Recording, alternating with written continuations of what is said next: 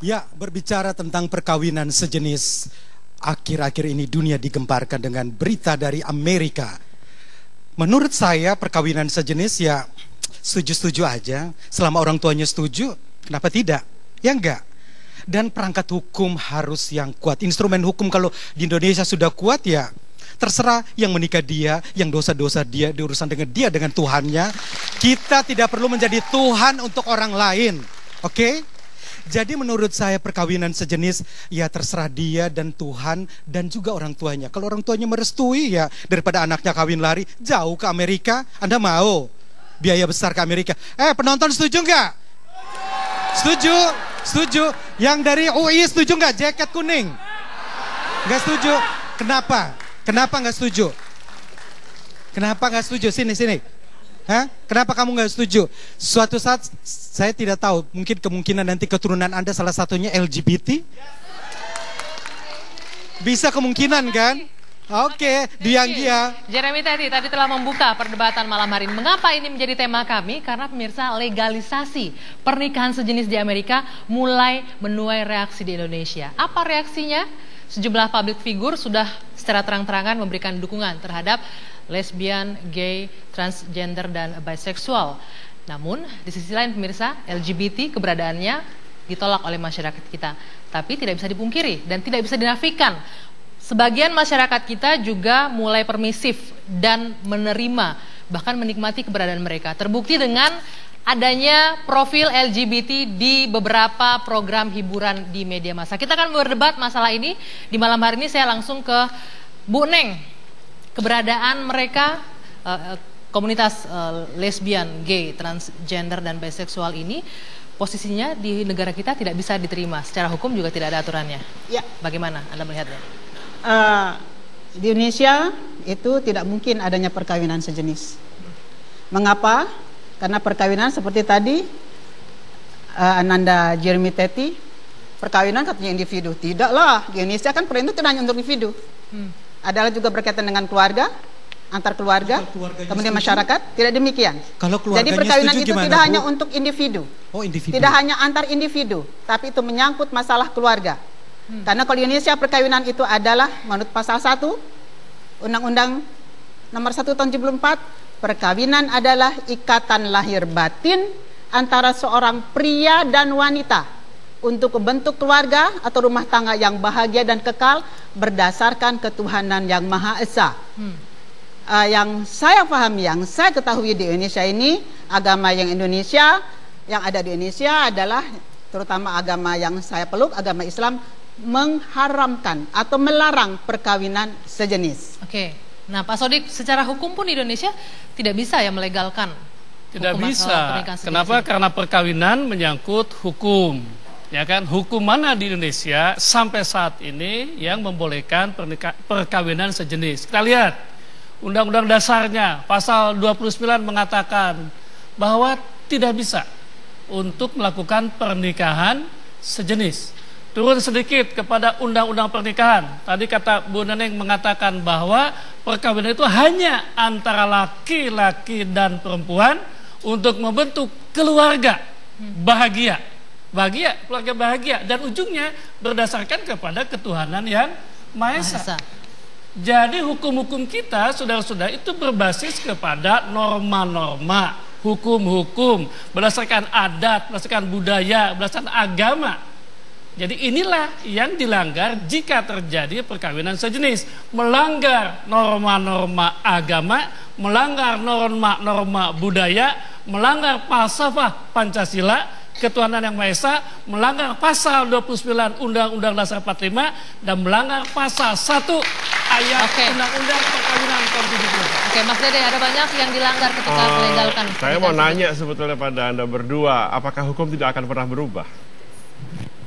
Secara umum, hukum apa aja? Ya, Undang-Undang nomor 1 tahun 74 pernah tidak seperti ini. Perkawinan beda agama pernah bisa di negeri ini. Saya nggak mau bilang itu maju atau mundur, nanti aja. Tapi bahwa hukum bisa berubah, budaya pasti bisa berubah. Apa yang sekarang tidak diterima, mungkin dilawan, berikutnya kemudian ditertawakan, akhirnya diterima juga. Jadi saya pikir ini masalahnya memang kalau sekarang saya setuju dengan lawan debat kami berdua bahwa sekarang nggak bisa, undang-undangnya belum bisa. Tapi kalau diusahakan berubah, mungkin 20 tahun, mungkin 30 tahun, siapa tahu. Saya mau ke Pak Musni. Pak Musni, mungkin nggak ini? Katanya budaya bisa berubah, hukum bisa berubah. Ya, pertama saya ingin menambahkan apa yang disampaikan tadi. Kalau kita berbicara tentang Indonesia, maka kita tidak bisa lepas dari budaya yang ada di masyarakat kita. Tadi sudah disebutkan dengan sangat baik oleh Pak Sodik.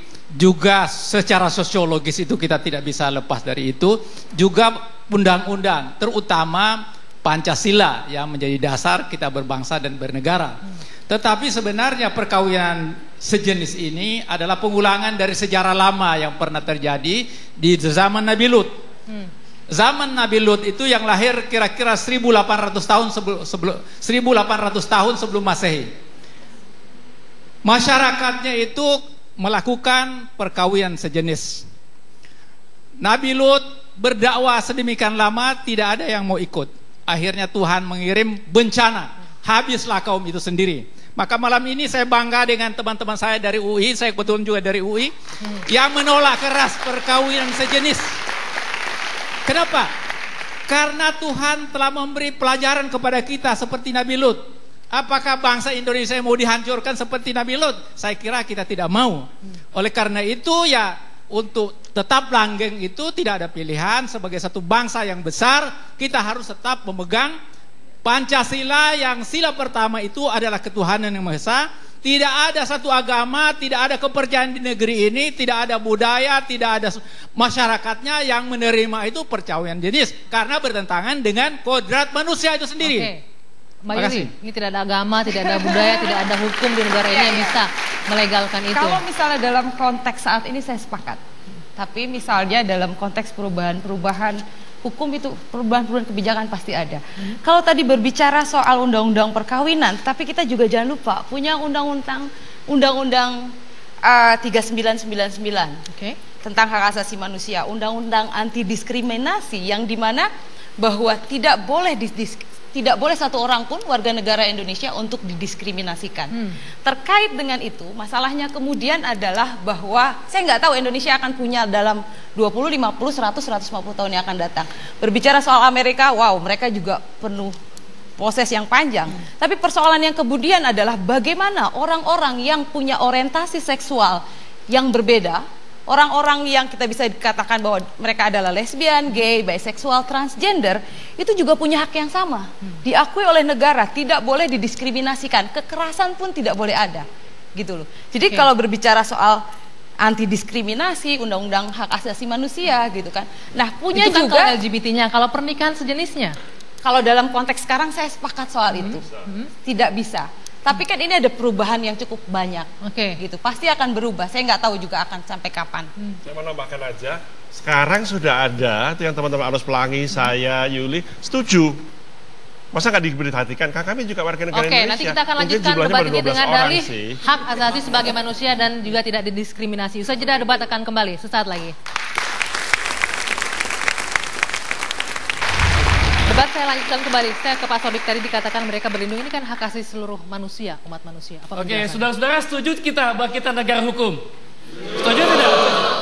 Dalam negara hukum, kita tidak boleh menginterpretasikan sesuatu seenak dewek, tidak boleh. Interpretasi segala sesuatu, termasuk interpretasi HAM, harus berdasarkan hukum. Saya jelaskan kepada Anda nih. HAM dalam hukum Indonesia, boleh saya bacakan? Undang-Undang Dasar 145 pasal 28 huruf J mengatakan bahwa setiap orang wajib menghormati hak manusia, hak asasi manusia orang lain dalam tertib kehidupan bermasyarakat, berbangsa, dan bernegara. Pasal 2, dalam menjalankan hak dan kebebasannya, setiap orang wajib tunduk kepada pembatasan yang ditetapkan dengan undang-undang. Jadi kita tidak bisa menginterpretasikan HAM seperti di Amerika. HAM kita, HAM berdasarkan Pancasila dan Undang-Undang Dasar 1945. Oke. Mas Jeremy, artinya tidak bisa menginterpretasi, menginterpretasikan. Tapi hukum kan bisa interpretasi dan hukum juga bisa diamandemenkan, Pak. Amerika perjuangan untuk melegalkan ini aja butuh waktu beratus-ratus tahun. Ya Indonesia mungkin 50 tahun ke depan. Ada yang beda, Pak. Boleh saya deh? Boleh. Ada yang beda, Pak. Apa bedanya di mana, Pak? Bedanya budaya Amerika, kenapa bisa berubah sekali juga buat teman-teman? Karena budaya Amerika ada yang tidak berbasis, yakni tidak berbasis agama. Indonesia budayanya itu mayoritas berbasis agama. Dan agama itu tidak ada yang membenarkan. Dan agama itu adalah hukum Tuhan, disebut dalam Al-Quran yang bersifat mutlak, tidak boleh berubah. Tidak semua, hanya agama-agama samawi itu yang anti pada homoseksualitas dan transgender. Mungkin kalau boleh, yang lain-lain tidak. Dalam pembentukan hukum di Jangan Indonesia. sembarangan. Dalam pembentukan hukum di Indonesia, kita sudah ada koridornya. Ada ketentuan-ketentuannya, diantaranya ada sumber hukum. Untuk pembentukan peraturan perundang-undangan di Indonesia, itu ada di dalam GBHN. Itu pertama adalah setiap peraturan perundang-undangan di Indonesia, kita mengacu dulu kepada Undang-Undang Nomor 12 Tahun 2011 tentang pembentukan peraturan perundang-undangan. Pasal 2, Pancasila adalah sumber dari segala sumber hukum negara. Berarti semua peraturan perundang-undangan Indonesia tidak boleh keluar dari nilai-nilai Pancasila. Nilai-nilai Pancasila diantara nilai ketuhanan yang Maha Esa, nilai persatuan, kemanusiaan, kerakyatan, keadilan sosial. Artinya tidak mungkin. Tidak bisa. Kemanusiaannya. Nah, pembentukan hukum ada 3 sumber. Pertama hukum Islam, hukum adat, dan hukum Barat. Nah itu harus dibentuk di dalam suatu peraturan perundang-undangan. Tidak boleh keluar dari situ. Tapi kemudian jadi Nanda, Jeremy, Teti, itu kita jangan kiblatnya ke Amerika, nak. Amerika adalah parameter. Betul-betul. Kita bukan kiblat ke Amerika, tapi Amerika adalah sebuah parameter dunia. Apapun tren menuju ke Amerika. Kalau Bapak dan Ibu, saya nggak tahu ya, mungkin punya keturunan salah satunya gay atau lesbian atau transgender. Apa Bapak dan Ibu tidak setuju mereka? Tidak. Tidak setuju? Tidak. Karena apa? Tidak. Kalau anaknya bunuh diri gimana? Sebentar, saya Bang tanya Jeremy. kepada Anda semua. Anda bercita-cita tidak punya gay? Punya anak itu? Kalau misalnya sudah terjadi, oke, ya kan? Tapi ciri bahwa kita melanggar fitrah, melanggar budaya, melanggar norma, tidak ada satupun di antara kita yang ingin dan punya cita-cita punya anak. Benar tidak? Itu menentukan batu fitrah. Bahwa kalau sudah terjadi, oke. Semua orang juga ingin anaknya gay dan lesbian ataupun transgender. Tapi itu kan dari sononya udah ada, Pak. Sudah terlahir. Anak laki-laki bungsu, anak laki-laki bungsu waspadalah. Hasil penelitian dari Oprah Winfrey bahwa 35% kromosom dalam tubuhnya sudah terkontaminasi. Waspadalah anak laki-laki bungsu. Apalagi kakak perempuannya, di atasnya kakaknya perempuan lebih potensial. Pak Musni silakan, Pak Musni. Saya sependapat yang disampaikan tadi bahwa memang Indonesia ini adalah negara demokrasi dan pada umumnya kita sekarang berkiblat ke Amerika dalam demokrasi, dalam yang lain-lain. Akan tetapi sama sekali tidak benar kalau kita berkiblat di sana. Apa yang baik bagi mereka baik bagi Indonesia. Karena budaya, agama dan lain-lain sebagainya. Oleh karena itu, apa yang berkembang di Amerika perkawinan sejenis itu sebaiknya kita tidak ikut. Karena itu lebih banyak mudaratnya daripada kebaikannya untuk bangsa kita. Kita ingin bangsa ini menjadi bangsa yang besar. Kita berpikir visi kita harus ke depan, Pak. 50 tahun ke depan kita berpikir ke sana. Bisa bangsa saja ini terjadi. akan lahir dan besar menjadi negara besar di dunia. Betul, kita harus berpikir. Jadi saya setuju kita berpikir. Baik, Pak Musni. Tapi Pak bisa Sodi, sebentar. Tapi berbicara soal tadi Undang-Undang Dasar 45 di pasal 28I juga mengatakan bahwa setiap orang berhak bebas dari perlakuan yang bersifat diskriminatif atas dasar apapun dan berhak mendapatkan perlindungan terhadap perlakuan yang bersifat diskriminatif. Ketika kita tahu kita punya 5 pasal 5 di Pancasila, kemudian misalnya ada yang kelima, keadilan bagi seluruh rakyat Indonesia. Seluruh rakyat Indonesia terlepas dari apa latar belakang agama, orientasi seksual, identitas gender, perilaku seksual. Bahwa kemudian saya sepakat Indonesia ini kaya dengan kebinekaan tunggal ikaannya gitu. Jadi kalau misalnya tadi berbicara, saya yakin ketika orang-orang yang mengatakan dirinya LGBT untuk ada di negara ini yang sangat diskriminatif. Dari penelitian yang Arus Pelangi lakukan di Indonesia mengatakan bahwa 89,3% LGBT di Indonesia mendapatkan kekerasan dan diskriminasi. Oke, sebentar, bisa Mbak Yuli, dikatakan sampai di sana sebentar. Mbak Yuli, oke, sebentar, silakan. Oke. Saya setuju Indonesia negara hukum, jangan ada diskriminasi apapun. Satu contoh. Tapi diskriminasi yang masih sesuai dengan Pancasila. Contoh, LGBT harus dilindungi pekerjaannya, harus dilindungi rumahnya, harus dilindungi rezekinya, harus dilindungi aksesnya kepada pekerjaan. Tidak, semuanya, tidak, hak ekonomi, tidak sosial, bisa. politik, Diskriminasi sipil harus dan dijaga politik, semuanya harus dilindungi. sebatas itu tidak bertentangan dengan Pancasila. Oke, semua dilindungi. Semua. Ada catatan dari Pak Sodik. Sebentar. Saya sebagai warga Debat kami akan negara lanjutkan setelah usai jeda. Saat lagi tetap bersama kami. Saya lanjutkan kembali Pak Sodik. Ini ada yang menggelitik saya sedikit. Bagaimanapun juga keberadaan lesbian, gay, bisexual, dan transgender ini kan tidak bisa dihindari, tidak bisa dinafikan, ada mereka di antara masyarakat kita. Lalu jadi bagaimana? begini Mbak, saudara-saudara, adik-adikku, LGBT itu harus dipandang dalam dua sisi.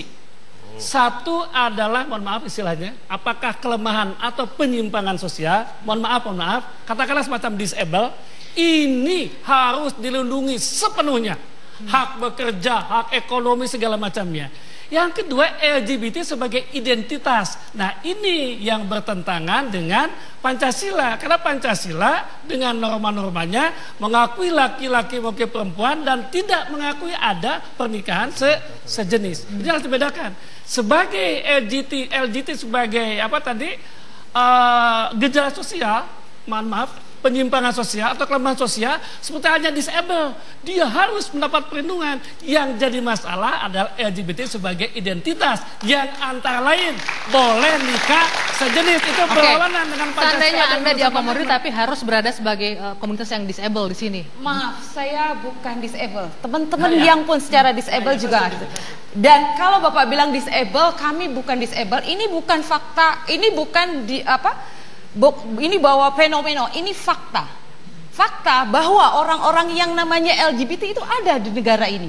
Dan menurut pedoman penggolongan dan diagnosis gangguan jiwa di Indonesia di tahun 1993 yang sudah dirilis oleh Departemen Kesehatan sudah mengeluarkan homoseksual dari daftar gangguan jiwa.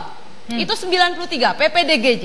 Jadi kalau orang-orang yang bilang bahwa kemudian LGBT adalah gangguan jiwa, sakit jiwa, halo, kemana aja? Udah 93. Pertama, teman-teman LGBT ini adalah fakta sosial. Saya percaya di antara teman-teman mahasiswa ada yang LGBT. Persoalannya kemudian persoalan lain, apakah mau out sebagai LGBT atau tidak. Dan sebagai identitas adalah bahwa saya atau teman-teman yang bahwa kemudian ada orang-orang LGBT yang mengakui dirinya adalah LGBT, itu identitasnya. Mereka tadi dikatakan bicara soal identitasnya. Tapi kemudian bagaimana negara ini mengakomodir orang-orang LGBT untuk tidak juga didiskriminasikan penuh kekerasan. Tapi sebagai identitas tidak bisa ya diakui keberadaan mereka. Karena begini, tadi Mbak Yuli mengemukakan pasal 28I ayat 2 saya kira Undang-Undang 45. Nah sebelum itu ada ayat 1 sayang. Ya Ibu. Hak yang hidup. Berbunyi apa ayat satunya? Bisa diperjelas. Hak hidup, hak untuk tidak disiksa, saya sepakat. Hak kemerdekaan hati nurani dan pikiran, hak beragama, hak untuk tidak diperbudak, hak untuk diakui sebagai pribadi di hadapan hukum, hak untuk tidak dituntut atas dasar hukum yang berlaku surut adalah hak asasi manusia yang tidak dapat dikurangi dalam keadaan apapun. Benar. Saya tekankan di sini hak beragama. Hak beragama di sini adalah, mungkin bisa saya bacakan di sini, ada salah satu ayat dari saya di sini mewakili Majelis Ulama Indonesia. Ada ayat di dalam surah Asy-Syu'ara. Atatuna dzukruna minal alamin watadaruna ma khalaqalakum rabbukum min azwajikum bal antum qaumun adun. Artinya, Mengapa kamu mendatangi jenis laki-laki di antara manusia? Dan kamu tinggalkan perempuan-perempuan yang diciptakan Tuhan untuk menjadi istri kamu. Kamu memang orang-orang yang melampaui batas. Ini salah satu sumber. Ada lagi di dalam buku saya telah menulis buku, judulnya Perzinaan. Oke. Ini di sini saya sudah meneliti, di antaranya ada dalam 10 surat di dalam Al-Quran, ada dalam 76 ayat tentang larangan mengenai homoseksual. Oke, Bu Neng, artinya lagi-lagi secara norma agama ini tidak bisa diterima. Iya, tidak bisa diterima. Dan itu silakan. Agama di Indonesia nggak Islam saja. Kedua, Islam pun tidak semua seperti Anda berdua. Ibu Musdah Mulia, Kiai Husain Muhammad, Kiai Marzuki Wahid, lain, Irsyad Manji kalau internasional. Ya mungkin mereka masih kecil jumlahnya, tapi ini masalah kontestasi, masalah persaingan. Apakah 50 tahun kemudian orang seperti Anda masih berkuasa di MUI atau diganti sama Bu Musdah? Atau mungkin teman-teman Anas Pelangi? Itu bukan penguasa, Bapak. Loh, ya Anda PNUS itu adalah suatu organisasi kemasyarakatan. Jadi di sini sebetulnya gitu. MUI telah membuat fatwa, dilarang diakui keberadaan LGBT, dan ada himbauan kepada Bapak, sebagai anggota DPR dan pemerintah untuk membuat suatu peraturan. Bahwa Indonesia umat Islam kami berdua, saya tidak mengklaim begitu. Tapi lembaga-lembaga formalnya mayoritasnya mengatakan seperti itu. Ya, bahwa itu bertentangan dengan agama. Saya tidak bicara agama, tapi kita bicara Pancasila yang satu di antara sumber nilainya adalah agama, ya kan? Dan agama mayoritas itulah yang mengatakan tidak bisa menerima. Dari tadi Bapak ini bicara Pancasila. Pancasila juga ada kemanusiaan. Dan memang relatif kemanusiaan itu, kalau Bapak sama Ibu ini adalah manusia-manusia yang tidak percaya. Loh iya, kemanusiaan itu kan berdasarkan Undang-Undang Dasar 45. Oh iya, Undang-Undang Dasar juga bisa diamandemen lagi gitu loh. Yang penting. Iya, bisa diamandemen lagi. Pasal 29 ayat 1 Undang-Undang Dasar 45, Pak. Kita sepakat tadi negara kita adalah negara hukum. Negara hukumnya bagaimana? Negara berdasar atas ketuhanan yang Maha Esa. Bisa dirubah. Dan ketuhanan yang Maha Esa adalah untuk semua orang. Oke, Pak untuk Musni semua mungkin orang yang mengakui ketuhanan. Ikut di sini, hukum bisa dirubah begitu katanya. Tapi nanti Pak, kita jeda dulu sejenak. Debat akan kembali saat lagi. Kita lanjutkan debat kembali Pak Musni. Tadi dikatakan pernikahan sejenis untuk saat ini mungkin tidak, tapi 50 tahun ke depan katanya dengan merubah hukumnya. Bisa dimungkinkankah hal itu? Ya, jadi LGBT itu merupakan realitas memang ada. Itu tidak bisa kita bantah bahwa itu fakta mereka ada. Tetapi di dalam kehidupan berdemokrasi itu, suara yang terbanyak itulah yang menentukan pembuatan undang-undang, kemudian aturan-aturan dalam kehidupan berbangsa dan bernegara. Mereka yang tidak tertampung di situ, sejauh tidak dilakukan diskriminasi pada mereka, mereka harus tunduk dan patuh pada aturan main yang sudah ada. Dan saya kira itu yang harus menjadi pegangan kita. Orang untuk berjuang seperti yang disampaikan tadi 50 tahun, 100 tahun, itu bisa saja. Tetapi selagi bangsa ini masih berpegang pada Pancasila dengan sila pertama ketuhanan yang Maha Esa, di mana hal-hal yang sifatnya perkawinan sejenis itu tidak mungkin dibolehkan di negeri ini. Kalau ada pernyataan tadi, ada dari sebagian, ada 1-2 orang mungkin ulama atau apa, itu ulama yang tidak benar. Kalau dia faham agamanya, pasti akan berpendapat tidak diperbolehkan untuk melakukan perkawinan jenis, satu jenis. Berdua ini jadi yang benar. Itu yang kita harus tahu. Sebab jelas kalau agama Islam yang Bapak maksudkan itu jelas disebutkan dalam Al-Quran itu, dan tadi saya sudah kemukakan bahwa Nabi Lut sudah memberi gambaran contoh bahwa itu tidak dibolehkan untuk dilaksanakan. Jadi saya kira itu yang menjadi pegangan kita, dan tentu wajar saja kalau orang berjuang untuk memperjuangkan hak asasi, perbaikan dan sebagainya, itu wajar di negara demokrasi. Tetapi juga yang mayoritas ini akan juga terus berjuang untuk kebaikan dan kemajuan negeri yang kita cintai ini. Jadi saya kira itu. Pak Sodik, untuk wacana dirubah hukumnya 50 tahun ke depan. Tadi kita sepakat kita negara hukum, menafsirkan segala sesuatu berdasarkan hukum. Hukum berdasarkan antara norma-norma. Tadi dikatakan bisa berubah, tidak. Jika normanya seperti norma Pancasila yang mayoritas berdasarkan sumber-sumber agama, maka susah untuk berubah selama pemeluknya memegang agama itu. Kenapa? Karena sifat agama hukumnya mutlak tidak bisa berubah. Itu poin pertama. Poin yang kedua, jika LGBT ingin masuk di sini, maka berarti kita harus merubah Pancasila dulu, merubah Undang-Undang Dasar 45 dulu. Setuju tidak? Tidak, perang dong, perang kalau kita harus merubah Undang-Undang Dasar 45 ya. Oke, LGBT itu ada, Pak. LGBT itu ada di sini. Ada di sini, ada di negara Indonesia ini. Teman-teman LGBT saya itu kira, ada. Saya mau nunjukkan sesuatu yang kayaknya mempertemukan. Terus kalau kita harus perang dengan LGBT dengan mempertemukan non-LGBT, semua ini. Saya ingin mengatakan bukan pada LGBT, tapi ketika merubah Undang-Undang Dasar Pancasila dan Pancasila itu sangat amat tidak memungkinkan ya. Sangat memungkinkan. Oke, baik. Kita tinggalkan perdebatan mengenai perubahan hukum dan lain-lain. Ini ada yang menarik. Saya dari Bu Neng tadi mengatakan kalau nih diperbolehkan pernikahan sejenis, terus mau bikin keluarga seperti apa? Sebelum ke Mas Dede dan Mas Yuli, saya minta Bung Jeremy mau membentuk keluarga seperti apa dengan pernikahan sejenis itu? Saya ingin minta pendapatnya. Ke keluarganya. Boleh sambil berdiri, Mas Jeremy? Oke. Keluarganya seperti apa ya? Papa dan papi kali ya. Nah, gak ada ibu gak. Jadi saya rasa mungkin keluarga masa depan mungkin sudah lain lagi ya. Kita udah tahu banyak dok di luar negeri, berapa banyak selebriti di luar negeri yang menikah sesama jenis dan mengadopsi, menyewa rahim untuk menghasilkan anak. Kita tahu kan itu ada penyanyi top di dunia, dia bersama-sama dengan penyanyi juga, dua-dua penyanyi kelas kakap dunia. Mereka membentuk atau membuat sebuah keluarga baru. Kemungkinan mungkin 50 tahun mendatang, siapa tahu di Indonesia ada seperti itu. Generasi vintage sekarang sudah lewat semua ya.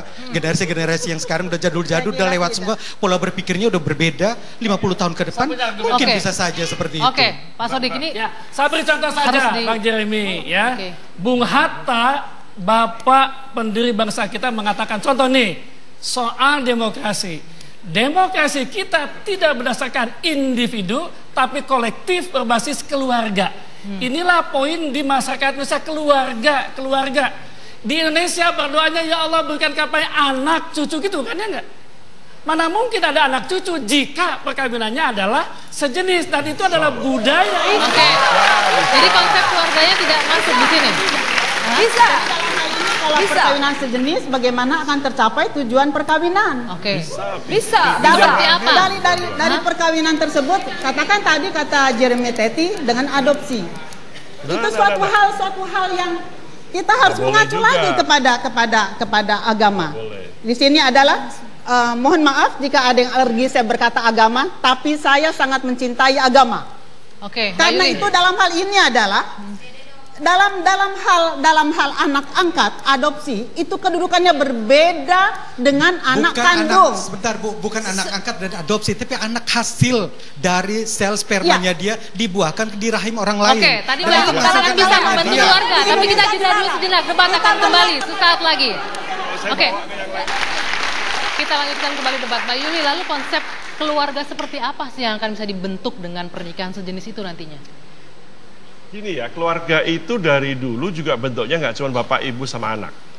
Itu mitos. Memang sebagian seperti itu, keluarga saya seperti itu, tapi tidak semua. Dan sebetulnya maaf ya Bu dan Bapak, Ibu terutama, dengan mengatakan anak angkat dengan anak kandung gitu, di sini yang anak-anak angkat mungkin sakit hatinya.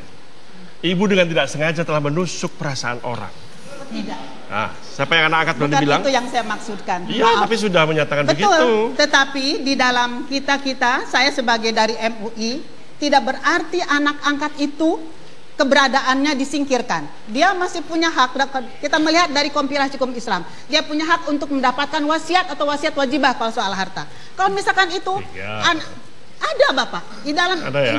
Itu ada. Tapi kalau menurut saya adalah bagaimana perkawinan itu sih, kalau saya berharap adalah bahwa keluarga yang penuh dengan keterbukaan dan menghargai perbedaan itu adalah menurut saya perkawinan. Tapi ketika kembali ke Undang-Undang Nomor 174 menurut saya yang masih kemarin kemudian kita gagal bahwa perkawinan antar agama tidak itu gagal, itu berhasil kalau menurut saya. Menurut bukan ya, bahwa kemudian masih harus sama beragama yang sama. Kemudian perkawinan dengan anak masih dalam 16 tahun gitu loh. Bahwa kemudian ada hal-hal yang juga harus dipertimbangkan dalam sekarang. Keluarga ini juga enggak. Ini menarik.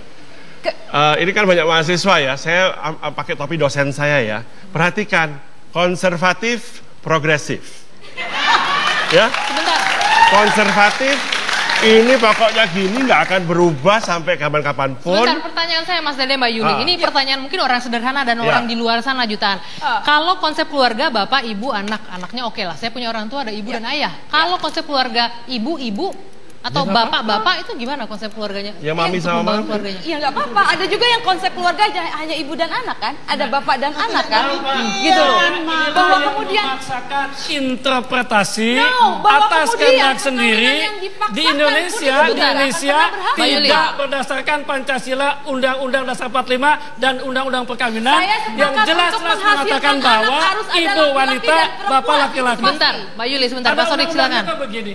Itu yang saya katakan makanya tadi, ini kita contoh negara konservatisme. hukum. Interpretasi Undang-undangnya harus begini. negara hukum. Saya sepakat. Kita mau melihat ke masa depan. Bagaimana dengan orang tua tunggal? Bagaimana dengan agama itu tidak hanya untuk masa sekarang. Sampai hari kiamat, Iya. Pak. Itu tidak akan berubah. Bahwa agama pun tidak membiarkan orang melakukan kekerasan dan diskriminasi untuk semua hak-haknya. Kekerasan, Mbak Yuli. Iya, tapi Saya membatasi hak mengajak, seseorang juga ayolah nggak kita bisa. kembali ke agama kita. Itu Bu. Tidak. Sebentar, Mbak Yuli. Mbak Yuli, yang saya tangkap dari Bu Neng di sini lah, ini bukan bentuk kekerasan. Mendapatkan pekerjaan, anti kekerasan, mendapatkan semua fasilitas, kita sama setuju sesuai dengan Pancasila. Negara ini tapi menjamin ketika bahwa sudah setiap haknya, warga hak negaranya pernikahan, berhak Mbak Yuli, satu-satu boleh? Pancasila dan Undang-Undang Pak Sodik, 45. sebentar, baru ditanggapi silakan. Ini katanya semua haknya sudah diakomodir nih. Nah, Hak ekonomi, hak boleh nggak saya pendidikan, hak komentar hukum, aja? dan lain-lain. Ini menarik. 30 tahun yang lalu waktu saya mulai, orang-orang seperti Bapak ini, Ibu ini, bahkan tidak ada gay di Indonesia. Saya nonton Bapak di RCTI dulu. Tahun 90 ya. Jadi enggak, Ya, bagus. poinnya, bentar. Poinnya maksud Anda sekarang masyarakat lebih bisa menerima. Nah, artinya dalam 30 tahun terakhir termasuk Bapak Ibu Neng katakan dulu istri sudah saya berubah, ada. sudah berubah dan tinggal diteruskan lagi sampai yang muda-muda ini. Saya pengen bikin Sebentar Mas survei Dede. sebentar. Mas Sodik, ini katanya artinya pelan-pelan artinya masyarakat bisa menerima kondisi seperti ini. Dan memang kita harus menerima. Ya, Sejak saya kecil, Gimana, Bu Neng? ada kok tetangga saya, Nah, ada toh. teman saya ya kan. Tapi itu sebagai, mohon maaf, itu adalah sebagai perbedaan sosial atau masalah sosial. Tapi sebagai identitas yang menuntut perkawinan sejenis teman-teman tidak LGBT bisa itu bukan bertentangan masalah dengan sosial, Undang-Undang Pak. Dasar Tidak 45, bermasalah di Pancasila dan Undang-Undang Pernikahan. Itu masalahnya. Oke, Bu Neng, Ya, sudah bagaimana Anda konservatif melihatnya? lah. Lama-lama ini masyarakat menurut Mas Dede ini bisa menerima kondisi ini. Menurut saya tidak. Sepanjang agama mari kita bersama-sama, semua kita menegakkan ajaran agama kita masing-masing, ajaran agama apapun di Indonesia, itu pasti tidak akan menerima hal ini. Oke, terakhir Pak Musni, sebentar. Pak Musni. Oh. Jadi memang yang disampaikan tadi itu, Silakan. yang disampaikan bahwa ada hak asasi manusia, kemudian ada perubahan yang akan terjadi di masa depan, itu adalah manusiawi, Pak. Dan saya kira itu adalah dinamika yang akan terus terjadi di dalam kehidupan kita bermasyarakat, berbangsa dan bernegara. Yang menjadi pertanyaan kita itu perubahan kemana kita bawa bangsa ini. Saya pikir teman-teman semua yang ada di sini, binatang aja kalau dia berhubungan dengan sejenisnya. Enggak Pak, itu salah Dengan Pak. lawan jenisnya. Salah. Apalagi manusia. Itu salah Pak. Maaf, Jadi binatang salah. saja dia melakukan itu. Apalagi Penguin, manusia. lumba-lumba, Itu kodrat manusia adalah sapi, kambing mencintai, menyenangi yang lawan jenisnya. Bapak belum adalah baca sesuatu bukunya. yang tidak normal Sebentar, Mas justru. Dede. Nah, tidak normal kalau mencintai sesama jenis. Salah. Pertanyaan salah. saya, Salah. bagaimana perkembangan suatu bangsa, suatu masyarakat kalau terjadi perkawinan jenis? Tidak ada pertumbuhan, tidak ada perkembangan, tidak ada dinamika yang akan terjadi. Jadi menurut saya itulah yang menjadi pertanyaan besar pada kita, yang bapak-bapak menyetujui tadi perkawinan sejenis. Mau dibawa kemana suatu masyarakat? Kalau bapak saja ada karena ada bapak dan ada ibu. Kalau nggak ada bapak nggak ada pasti. Mas Jeremy terakhir, Mas Jeremy bisa menanggapi. Anda terlihat senyum dari tadi. Bisa ditanggapi tadi, kalau binatang saja tuh menikah juga, kawin juga beda jenis gitu. Dengan sejenis tidak akan menghasilkan apa-apa, keturunan juga tidak akan bisa ada. Siapa yang bilang sejenis tidak bisa menghasilkan keturunan? Ya enggak, banyak sekali. Kalau di luar bisa nyewa rahim ya, maaf ya. Ya. Kalau di Indonesia mungkin belum bisa. Tahu nggak? Kita berpikir ke depan. Suatu saat nanti akan penyewaan rahim buat Benar. kaum gay untuk menghasilkan Benar. anak. Kita berpikir visi untuk 50 tahun ke depan.